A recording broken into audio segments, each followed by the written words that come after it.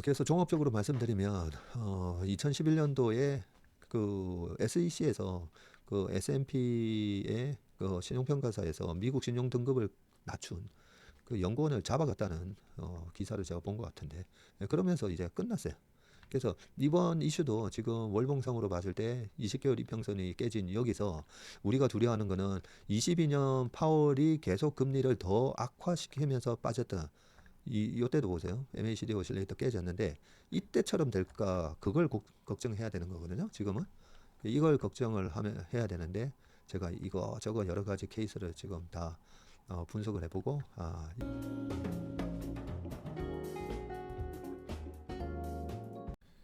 지금 2018년하고도 좀 비슷한 면은 있습니다. 2018년 그 10월, 11월, 12월 달에 빠질 때도 약간 이런 식으로 빠졌거든요. 네. 이번에는 이렇게 좀 안 됐으면 했었는데 결국 그렇게 됐어요. 저희 고객분한테도 지난 8월 달에 이렇게 급락했을 때 여기서 파시면 안 됩니다라고 뭐 얘기하면서도 내년 1월 달까지는 최소한 괜찮을 겁니다. 뭐 이렇게 얘기를 했을 때가 제가 2018년 생각하면서 그런 말씀을 드리긴 했었는데, 저도 시간이 흐르면서 야, 트럼프 이제 1기가 시작됐으니까 설마 2017년도처럼 되지 2018년처럼 될까 했었는데, 결국 2018년도가 관세 문제를 야기시켰던 해였잖아요. 그래서 그때랑 비슷해졌어요. 그러면 2018년도를 쭉 한번 가볼게요. 2018년도가 보면 2월, 3월 요때 트럼프가 중국에 대한 관세를 내가 때릴 수 있어, 이런 얘기를 하면서 무역 분쟁에 대한 이제 선전포고 선전포고 같은 걸 합니다.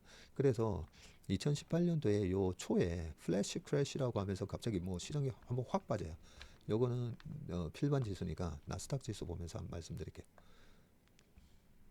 나스닥 지수 2018년 보시면 여기 나오죠. 2월 달에 오후 뭐야 하면서 확 빠집니다.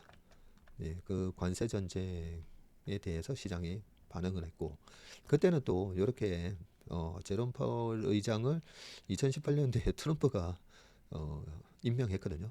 임명했는데 금리 올리지 말라고 임명을 했는데, 그 다음에도 트럼프가 이제 파월을 임명했는데 금리를 계속 올리게 됩니다.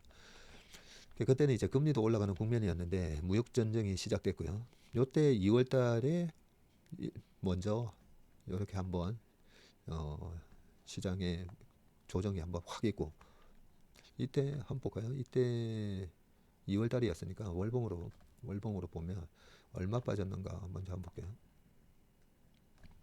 2월 달에 요 밑골이 쭉 달려 있는데 마이너스 10.5 빠졌었어요.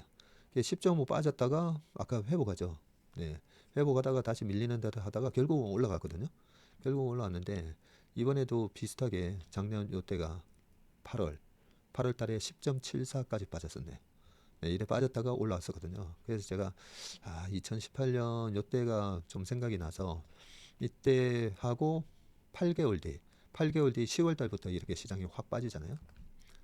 요때부터 10월, 11월, 12월 이런 식으로 빠져가지고 작년 8월 달에 다시 일봉을 보면서 말씀드리면, 작년 8월 달에 이러고 제가 8 아까 2개월이 돼서 10월이니까 8개월 뒤죠. 8개월 뒤.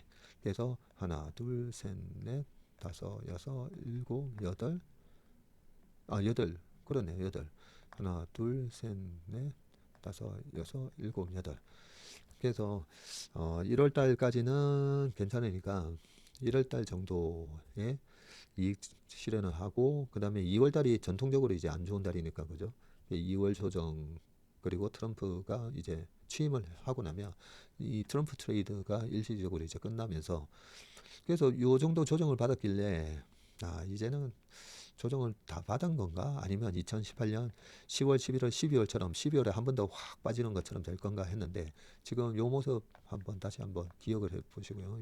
이렇게 한 빠지고 올라가다가 다시 이렇게 빠지는 모습이잖아요. 이때 이렇게 빠졌던 모습하고 다시 2018년으로 넘어가면 굉장히 좀 비슷합니다. 2018년에 빠지고 8개월 뒤에 10월 달부터 빠지는데, 이때 보시면 이렇게 빠졌거든요. 이렇게 빠졌는데, 뭐 그때 2018년도에 그러면 지금처럼 뭐 6% 이렇게 빠진 적이 있었나? 제가 한번 쭉 와서 봤는데 6% 그렇게까지는 빠지지는 않았고요. 근데 여기 보시면 음봉이 몇 개예요? 하나, 둘, 셋, 넷, 다섯, 여섯, 일곱, 여덟, 아홉, 열. 12월 달에 일봉상 음봉이 10개나 발생을 했었네요. 보니까. 예, 약간 촘촘촘촘하게 이렇게 좀 빠졌었고요. 이번에는 그냥 한 방에 이렇게 빠졌었습니다. 한 방에 그죠? 그래서 요렇게 한 방에 크게 빠진 거 목요일 날 5.97 빠지고 어제 또 5.8 빠졌거든요. 나스닥이. 자, 이렇게 빠졌는데 지금 고점 대비해서 22.86 빠졌어요. 23% 정도 빠졌고요. 그래서 제가 이 추가하면서는 2018년도 상황은 어제 결국은 2018년처럼 좀 되는구나 했는데 2018년도에 결국은 그러고 나서 이제 끝났어요. 지금 요게 나스닥이 20개월 이평선 이제 확 깨고 지금 깨져 있는 상황이고요. 2018년도에도 20개월 이평선 그죠? 확 깨고 그러고 나서 그 다음 달부터는 쭉 올라갑니다. 쭉 올라가기 때문에 아까도 말씀드렸지만 이렇게 정도 될 거를 몰랐지만 그래도 조금 더 기다렸다가 좀 자원 관리 좀 더 하다가 기다렸다가 사세요. 이런 어드바이스를 해드렸어야 되는데 하는 그런 좀 죄책감이 있었고요. 자, 그런데 제가 축구하면서 좀 생각났던 거는 요 2011년이에요. 이 11년도가 좀 빠르게 급하게 이제 빠졌던 때였는데 2011년도 보시면 이때 2011년도는 무슨 일이 있었죠? 2011년도 몇 대죠?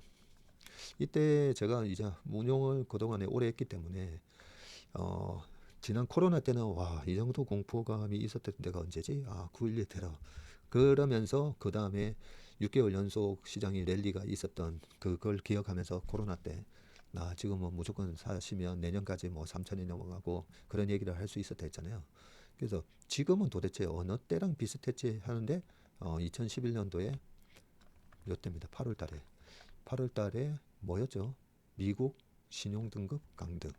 네, 그 이슈가 있으면서 8월 달에 무너지는데 보시면 11년도가 또 홀수였고요. 근데 8월만 되면 좀 시장이 좀 안 좋은 징크스를 이때도 겪었는데 2011년 8월 4일 날 5% 빠지고요.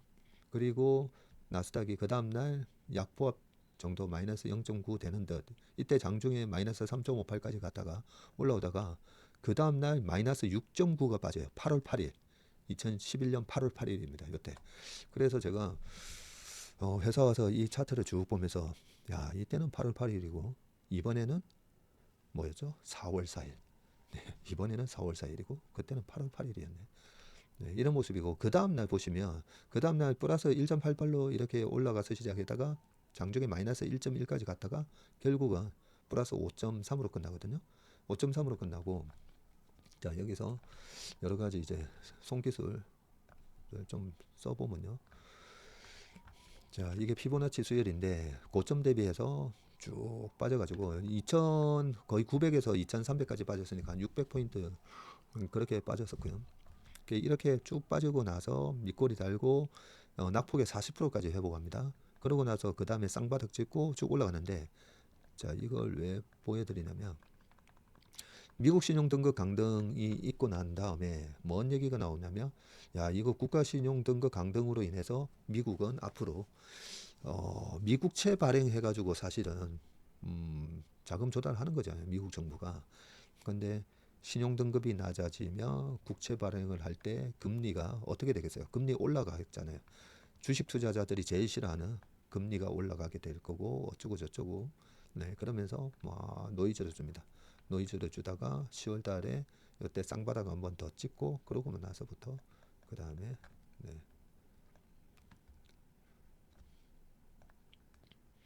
그 노이즈에다가 이때 2011년도에는 또 뭐가 있었냐면 2010년도 10년도 요때는 그리스 사태 터졌을 때요. 2010년 5월 달에 그리스 사태 터졌을 때인데 요게 약간 주봉으로 좀 그때 또 전체적인 배경 설명을 좀 드리면, 자, 2000 요때 8년 금융위기 겪고 금리를 제로 금리 만들고 그죠? 유동성 랠리 있고 그러다가 그리스 사태 때문에 한번 휘청거렸다가 그 다음에 또 올라오다가 2011년 12년도에 보면 남유럽 위기 사태까지 이래 번지게 되는데, 근데 2009년 10년 요때가 좀 뭔가 매듭이 지어지는 게 요때가 1차 QE가 끝났을 때야. 1차 QE 끝나고 유동성 공급이 좀 멈칫하니까 시장이 조정받다가 Q2가 시작됩니다. Q2가 시작되고 Q2가 끝나고 그 다음에 부채 한도 협상 타결하고 그러면 신용등급 강등 때려버릴게 하고, 또 이때도 연준의 유동성 정책이 끝나고 또 정부는 이 신용등급 강등을 맞으면서 국채가 급등할 수 있다, 뭐 이런 여러 가지 우려. 그러면서 이때 2011년까지는 유가도 쭉 다시 올라요. 2008년도에 40불이 깨졌던 유가가 2011년도 되면 110불까지 올라가거든요. 그러니까 이제 또 금리 인상에 대한 공포도 맞물렸던 거죠. 예, 그러면서 지금 보시다시피 월봉상에 20개월 이평선이 깨졌다가 그러고 나서 올라왔다는 거죠. 자, 여기서 보시면 최근에 이제 제가 좀 중요하게 보는 MACD 오실레이터가 마이너스로 들어갑니다. 네, 마이너스로 들어가고 이게 기술적 분석하는 선수들은 여기서는 무조건 또 탈출하거든요. 탈출하다 보니까 이때가 뭐 세 가지 다 겹쳐졌던 거예요. 기술적 지표로도 탈출 신호. 그러고 나서는 오히려 이렇게 반등이 들어갔었고. 그래서 지금도 보세요. MACD 오실레이터 마이너스도 들어갔죠. 그리고 연준은 지난번에 250불에서 50불로 QT를 축소한다라고는 했지만 여전히 수도꼭지는 잠그고 있는 지금 상황인 거예요. 네, 그런 상황에서 지금 20개월 이평선이 깨지고, 그리고 그때 2011년도가 S&P라는 무디스, 피치 이렇게 전 세계 3대 평가사 중에 하나인 S&P가 미국 신용등급 강등이라는 이슈로 초유의 사태가 발생했다라고 얘기하거든요. 이때 초유의 사태가 발생했다. 그래서 다시 그때 상황을 보시면 2011년도에 미국 신용등급이 강등되는 초유의 사태가 발생했다 하면서, 이때 제가 인피니티에서 교보 생명에다가 PTR을 갔는데 뭐야 미국 시장이 이렇게 3일 연속 이렇게 급락을 하는 거, 뭐 이러면서 이 6.9% 8월 8일 날 여기서 싸한 분위기에서 PT를 했었어요. 네. 그리고 좀 하나 더 말씀드리면 요때 차화정 장세가 끝나버립니다. 차화정 장세가 끝나고 그러면서 포트폴리오 좀 차화정은 여기서 더 무너져요. 10월 달에 보면 화학정류 차는 여전히 그때 엔고였기 때문에 자동차는 되게 좋았었는데 좀 이렇게 큰 충격이 한번 있잖아요. 그러면 주도주가 가끔씩 이래 바뀔 수도 있습니다. 그래서 종합적으로 말씀드리면 2011년도에 그 SEC에서 그 S&P의 그 신용평가사에서 미국 신용 등급을 낮춘 그 연구원을 잡아갔다는 기사를 제가 본 것 같은데, 그러면서 이제 끝났어요. 그래서 이번 이슈도 지금 월봉상으로 봤을 때 20개월 이평선이 깨진 여기서 우리가 두려워하는 거는 22년 파월이 계속 금리를 더 악화시키면서 빠졌다. 이때도 보세요. MACD 오실레이터 깨졌는데 이때처럼 될까 그걸 걱정해야 되는 거거든요. 지금은 이걸 걱정을 해야 되는데 제가 이거 여러 가지 케이스를 지금 다 분석을 해보고 이때는 아니니까. 여기서 트럼프가 상호 관세를 자 50으로 했다가 아니야 70에서 100으로 올릴 거야. 네, 그러면 이제 또 제 지금 논리가 틀려지게 됩니다. 근데 그게 아니라면 벌써 베트남하고는 저거 관세 없는 걸로 할게 뭐 이런 얘기가 지금 나온다라고 하면, 그러면 2011년처럼 마무리가 된다고 봐지고요. 또 축구하면서 그런 생각이 드는 거예요. 그 트럼프는 시장이 망가지는 걸 알면서도 왜 그랬을까 생각해 보면 주가는 지금 관세 때문에 저렇게 박살난 거잖아요. 트럼프는 왜 겁을 안 낼까? 내가 나중에 관세 이거 내 머릿속에 생각하는 관세는 중국 얼마 때리고 나머지 뭐 또 미국의 동맹국들은 방위비 좀 받고 멕시코하고 캐나다는 결국은 안 할 거고 2018년대도 뭐 때린 데다가 안 했거든요. 안 하고 그러면 주가는 뭐 다 올라올 거니까. 예, 트럼프 머릿속에는 주가는 다 올라올 거니까. 그래서 지금이 돈 벌 기회라고 강하게 얘기를 했고, 또 어제 그 트위터에서 또 하나의 우리한테 힌트를 준 게 파월 보고 금리 내리라 했잖아요. 그래서 제가 이번에 앨런 머스크 첫 국무회의의 발언이랑 이거 보면서 제가 이번에는 의도된 경기 둔화, 경기가 급냉하는 걸 의도적으로 연출을 할 수 있다라는 게 그걸 말씀드리면서 그 목적은 금리 인하라는 거죠. 자, 그러면 주가는 어차피 올라올 건데 지금 미국 정부는 트럼프 정부는 지금 바이든 정부에서 찍어놨던 채권들이 돌아오면서 계속 재발행을 해야 되잖아요. 근데 트럼프 입장에서는 이걸 갖다가 5%, 4.7, 4.8에다가 금리로 발행을 하면 그거는 굳은자예요, 굳은자. 그걸 발행을 할 때 떠간 뭐 IB가 됐던 개인 투자자가 됐던 그 다음부터는 금리가 떨어지면 서로 뭐 거기서 이익이 나는 거지. 실제 발행하는 순간 그 이자가 미국 정부 입장에서는 굳어지는 건데 이 돈이 너무 아까운 거죠. 트럼프랑 앨런 머스크 입장에서는. 그래서 하드랜딩을 일시적인 하드랜딩을 만들면서 금리를 지금 확 떨어뜨리는데 금리 많이 떨어졌잖아요 지금. 어느덧 금리 많이 떨어졌습니다. 그죠? 지금 지표 보면 채권 금리 보면 미국채 어제도 빠져가지고 10년은 딱 4%고 2년물 뭐 이런 거는 3.6 예, 이렇게까지 빠졌고 장중에 좀 더 빠졌었어요. 3.47까지 빠졌었거든요. 3.47. 그러다가 파월이 아직까지는 뭐 물가 때문에 그런 얘기하는 바람에 올라서 그렇지. 트럼프가 굉장히 지금 영리한 플레이를 하는데 이렇게 낮은 금리에 국채를 발행해야 되고 주가는 내가 나중에 관세 어느 정도 완화시켜서 하면 주가는 다 올라온다는 거죠. 우리가 여기서 어떻게 투자해야 되는지에 대한 이제 정답이 있다라는 겁니다. 자, 이 결론부터 먼저 이렇게 말씀을 드렸고요. 먼저 말씀드렸다고 하기에는 시간이 벌써 50분이나 지났습니다. 죄송합니다. 시간이 너무 많이 지났어요. 자, 그래서 지금 여기 AI 자료 조금만 더 제가 보여드리고 그리고 끝내도록 하겠습니다. 화면이 나왔는데요. 보여드리겠습니다.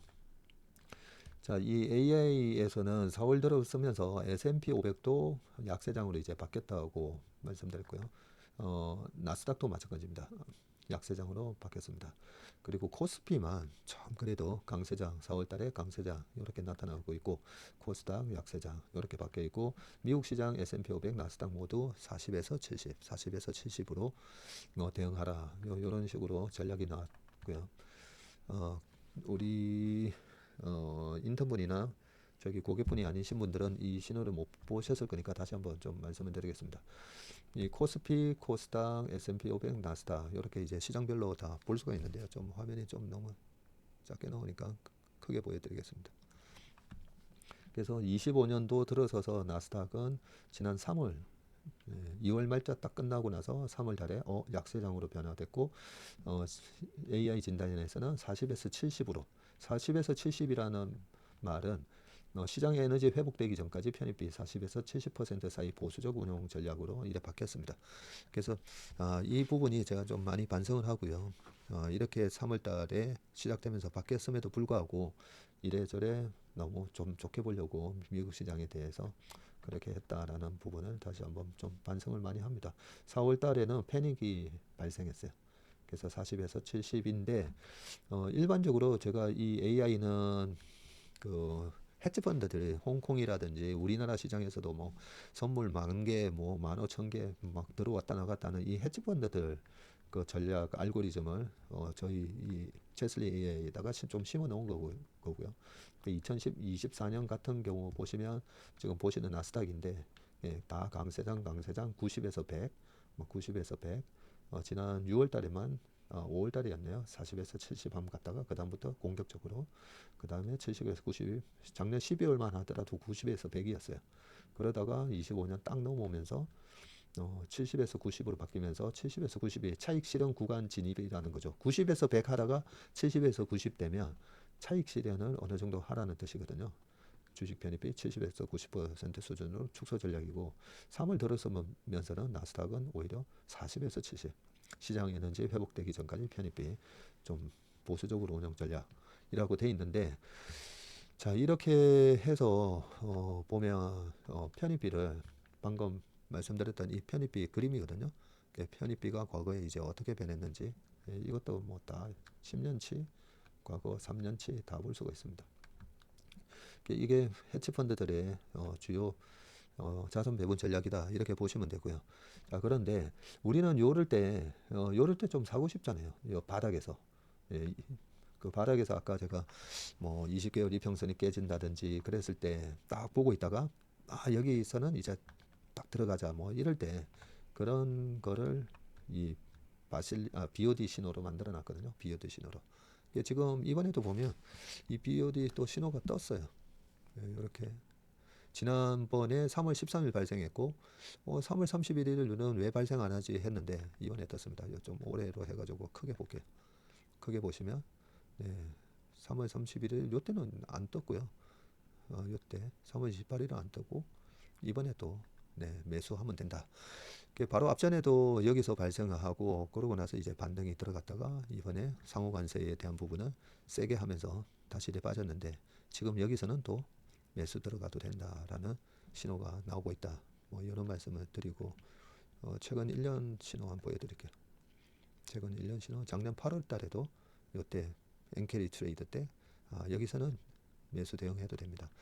헤지 펀드들은 여기서도 아직까지 아까 저희 AI 진단처럼 아직은 보수적으로 하라 이런 신호가 나오고 있는데 이런 신호가 나왔을 때는 여기서는 이제 대응이 들어가줘야 된다는 거죠. 들어가지고 최근 2년 신호 한번 보겠습니다. 이때는 언제였죠? 23년 10월 말. 이때가 23년 10월.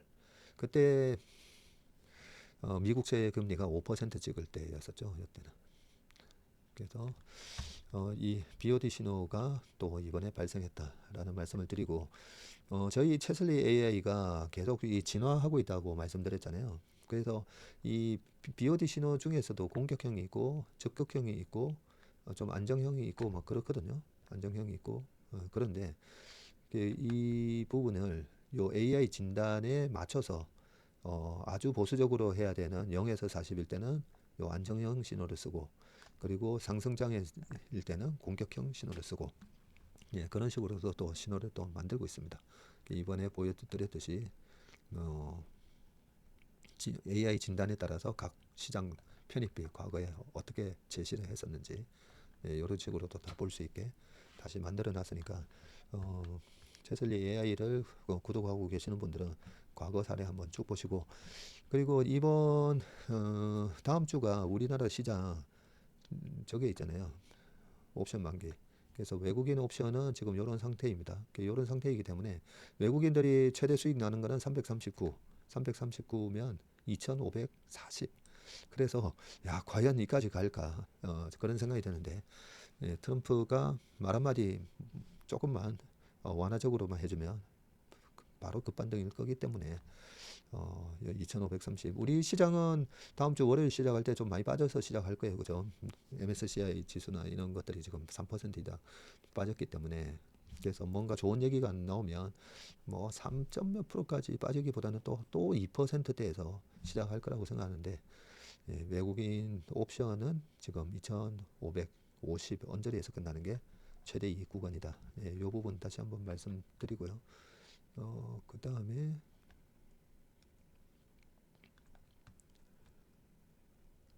바실리 신호 다시 한번 보고 가겠습니다. 이건 이제 국내 시장에 적용을 하는 거고요.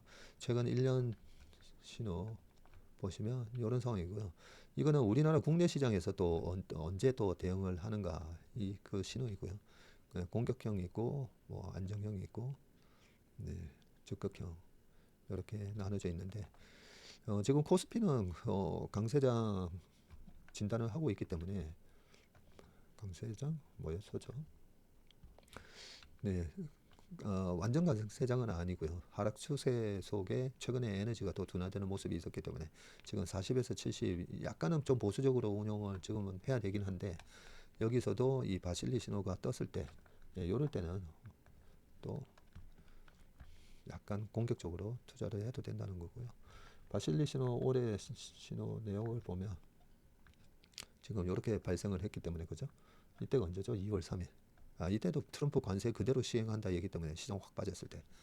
그리고 또 이때가 3월 11일.